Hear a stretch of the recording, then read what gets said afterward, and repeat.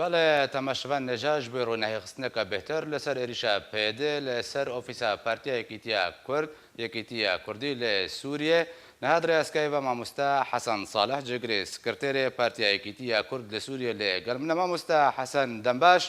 سخوازم دەستپێکێدا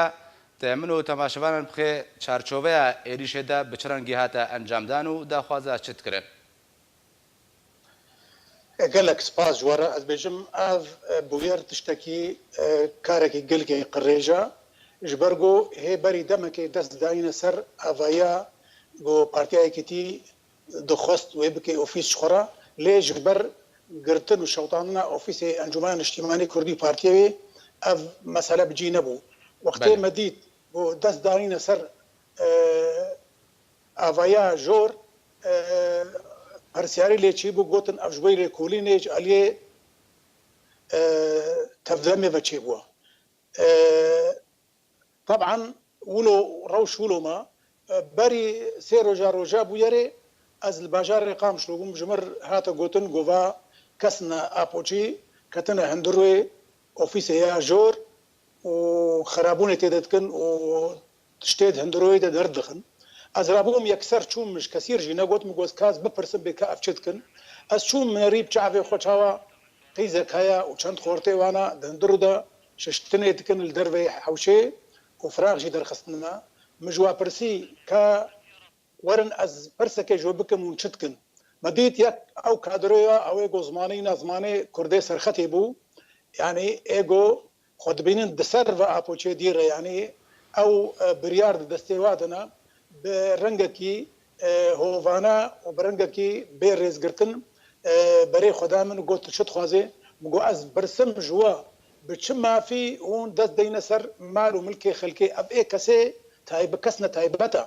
گونا اب نه کسن تایبتن اب ای اوفیسا پارتیا یکیتی و پارتیا یکیتی تکی جیوینا مگو از فلان کسم گو پارتیا و لجمع گریده متیتر که مگو باشا اگر توا گوتنه مل رید بیجی کاچه دیکومنت وثیقه جمتانا گوتن وقتی مفکریا مناریا انه پلن لیهانا و نویسانه ولو جمر هاتی خیا کرن مگو والله براستی اون ضراوی هشکرت کنج برگو ام نکتنه ده حتا وثیقه دهابن کاجمر تبلو لوجی جمر بین از بچعوا بینم زانی بو انه افتش نراس رابو دست بقفاكر وقود جار كدي توري امي تبي شينن امي تجبرت بردنتو واب امغريداينا مغو اف غوتني ضروال سر منامشن ودفيون الجور دعاياتي خبن وندبجن ام ديمقراطي نقولنا ام ديمقراطينا ام جو خدنا ديمقراطيش خلكير بيجا تزورا خست عملت كي اف زوراتا غير تجي افزور بيك انينا ونشوى سري يعني ونشبكنجي ونكارن فيانا ملتي ما بشكينن وفي راسي خص استراتيجيه جيبك لي حواله كويل ودري ديت انه نتشكي دجي خدايا وقتيجو حواله ملتي بي حسابه يتشنقل كي خراب شي وبا راسي مقود ونزورا خوا بيكتينن واف جوار نامني واز ماشيم جودري براسي اف كاركي قريجه دخو ياكرن انه بارتيا بيدي وكاكي البشتوان القنديل ارمانج كرنا كردستان سوري جبوي نهيرن بقي ارمانجي خوا ود شورش سوري دسبيكا خدجي او نفس دتولي شورشي بون خواستنها ور نافرزي تفقرا سياسي جبوي خرابكن وبوار دركت يعني چمكي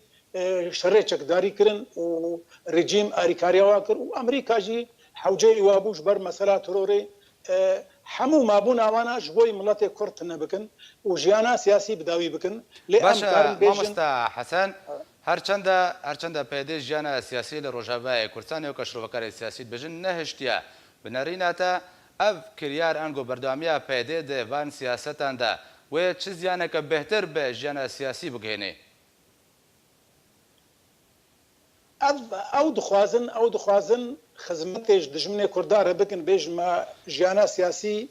یا پرۆژە خودیە پرۆژانەتەوەی مەبداوی کرد لێبەرە ئەو زانبن بۆ قلك اصلا جيب سر ملتي مدهاتيه اف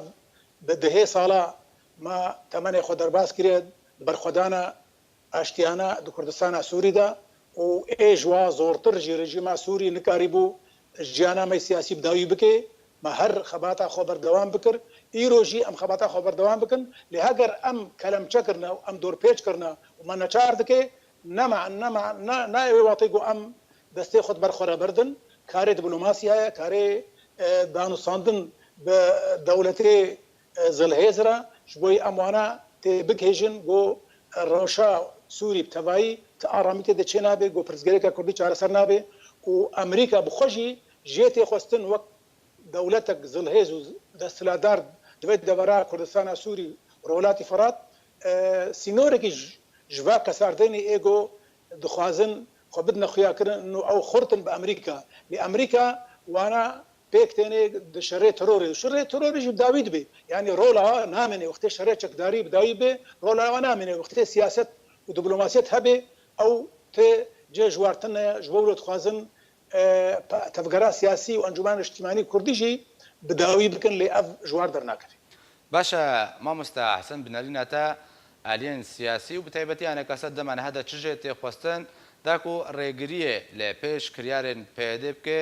بەسیترین تشت گرتنە ئۆفیسان ئەس بێژم نەگرتنە ئۆفیسیان بتەنەیە ئەو کارێکی مامۆستا حەسەن وەکە کریارەکە هەلی سادەم بێژن بله قرتنا رفاندن وقرتنا قال لك قيادية تفكير سياسية أنجمانية وبارتية بنا إيجو بن شعبنا فؤاد إبراهيم علي ديركي حتى أنا بيدي اعتراف ناكل الجمعية طب زي صار كشيبة عبد الرحمن أفولو وغيري أو قرتنا وكذا شوطنا أوفيسا ودزداينا سر مالو ملكي خلكي از بيجم بيويستا جو انجمان اجتماعي كردي الهندروي شالاكينا بكي وقت بيجي اعتصاماتنا بكي والجاليه كردي الدربي الاوروبا جيت في شالاكينا رابن چونكي افنا ايرو كاري دبلوماسي بهتر هو باندورا خبلزي جو سينور كيج تجاوزات زي غافي بيدر بكي باشا مامۆستا حەسەن خوازم بژارێ پشکی بەرفەرەحتر بکەم دەما داوید ئەمریکا پێشنیار کرد و دەبەرەکە دژەفرین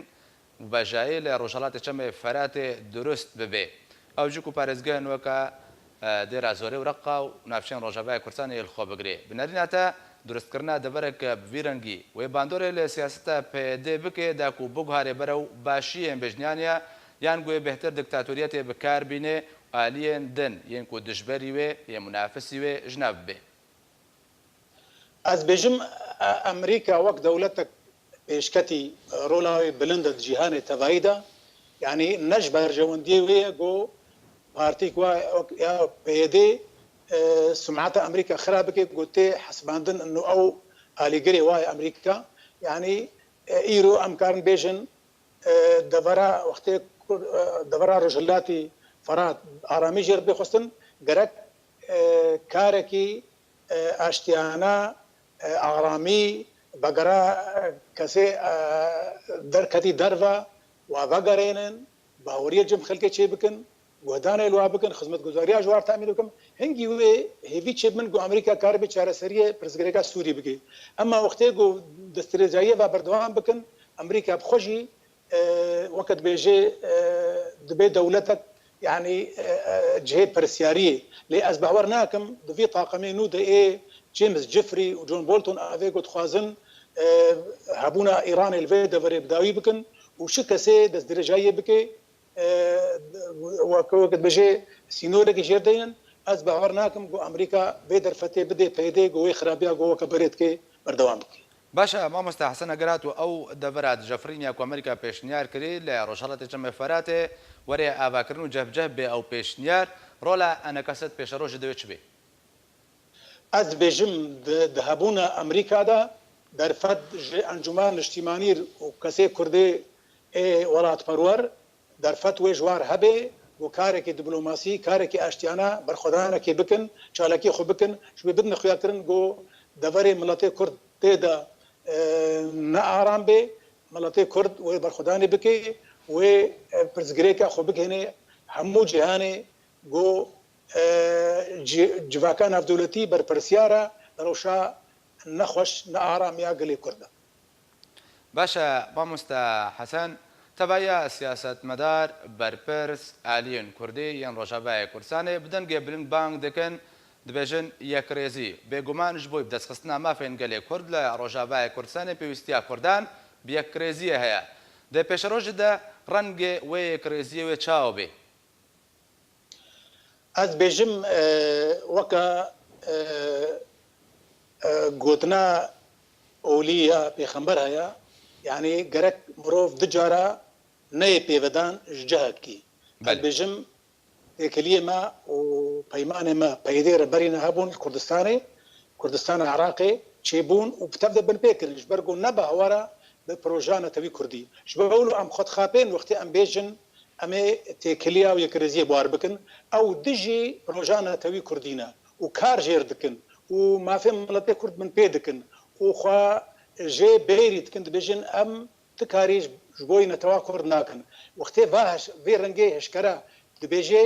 ew tê etîbarkirin qelsîtîk ji tevgera siyasî û encûmanê wextê bêjê mê yekirêziyê em dixwazin yekirêziyê bi rengek tenê em dixwazin wextê dewletê zilhêz wek Amerîka berjewendiyê wê bixwazin got pêl çengê wa bike wa mecbûr bike neçar bike got xwe bidine ber karekî netewî û aştiyana û karekî ku dimnê قوانینە دەبێ قبولکردن دوێ ڕەوشێتەنێدا ممکنە ئەما وەکی دی ئەس بێژم لەش بەرجەوەندیەمەیە گو ئەم بخوازن یەکرێزی divê rewşa parî de. Gelek spas ji mamosta Hesan Saleh Cegrê Sekreterê Partiya Yekîtiya Kurd li Sûriyê Kudrê Eskaybe li gel min bû. Gelek spas mamosta.